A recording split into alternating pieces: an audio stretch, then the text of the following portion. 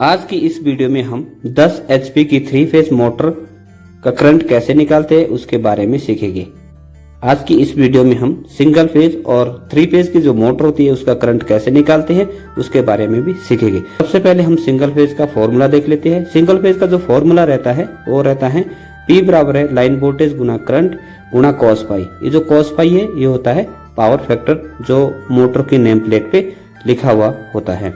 तो हम इस वीडियो में सबसे पहले तो 3 फेज जो मोटर होती है उसका करंट निकालना सीखेंगे, उसके बाद हम सिंगल फेज मोटर का करंट निकालेंगे।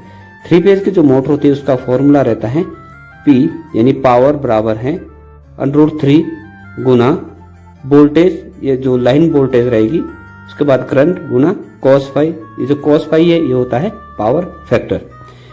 जो पावर होती है वो मोटर की पावर होती है एचपी में, इसको हम किलोवाट में भी कन्वर्ट कर सकते हैं। इसके बाद जो आई है वो होता है करंट जो होता है एम्पियर में। उसके बाद ये जो वोल्टेज होती है ये होती है लाइन वोल्टेज। जो कॉस फाई है उसको हम बोलते हैं पावर फैक्टर जो मोटर की नेम प्लेट में लिखा हुआ होता है। मोटर के नेम प्लेट में आप देख पा रहे हो इसमें लिखा है 0.82 पावर फैक्टर। चलिए हम इसको करंट में कन्वर्ट कर लेते हैं। इस फॉर्मूले को हमने फॉर्मूला जो लिखा था वो था पावर में, तो इसको हम करंट में कन्वर्ट करते हैं। जो करंट होता है I बराबर रहेगा P यानी पावर बटा √3 क्योंकि 3 फेज की है, V लाइन वोल्टेज गुना कॉस फाई जो होता है पावर फैक्टर।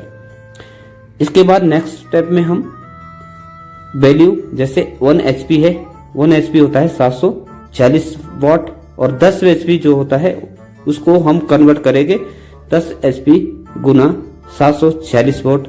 इस करके हमें टोटल पावर मिल जाएगी क्योंकि हमें पावर निकालनी पड़ेगी मोटर की। तो पावर हमारी निकली 7460 वॉट। अब हमें पावर निकल गई, पावर हमने निकाल दी है।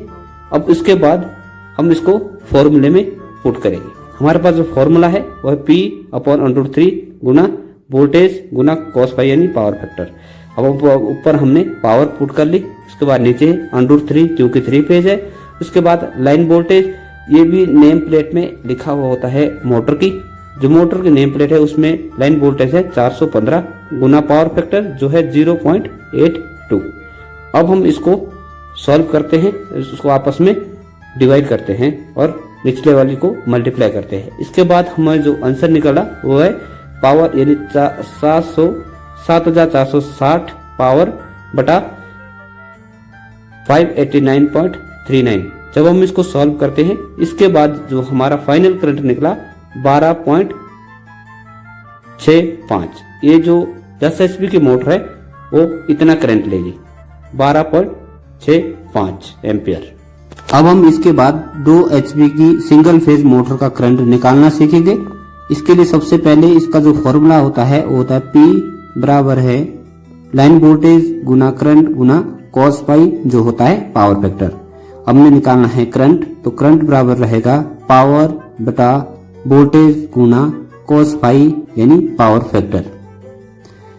हमारे पास जो गिवन वोल्टेज दी है वो है 230 वोल्ट जो नेम प्लेट में है, उसमें पावर फैक्टर दिया है 0.82। हमने निकालना है, सबसे पहले हम 1 HP को कन्वर्ट करते हैं जो होता है 1 HP 740 वॉट। हमारे पास है 2 HP की मोटर, तो 2 HP 2 गुना 740, हमारे पास जो टोटल पावर निकलेगी 2 HP मोटर की वो होगी 1492 वाट। हमारे पावर निकल गई। अब हमने करंट निकालना है, तो करंट बराबर रहेगा 1492 बटा वोल्टेज हमारे पास दी है 230 वोल्ट गुना पावर फैक्टर है 0.82।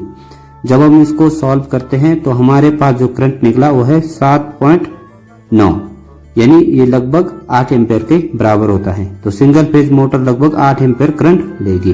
तो इसी के साथ हमने सिंगल फेज और 3 फेज दोनों मोटर का करंट निकालना सीखा बिल्कुल आसान तरीके से।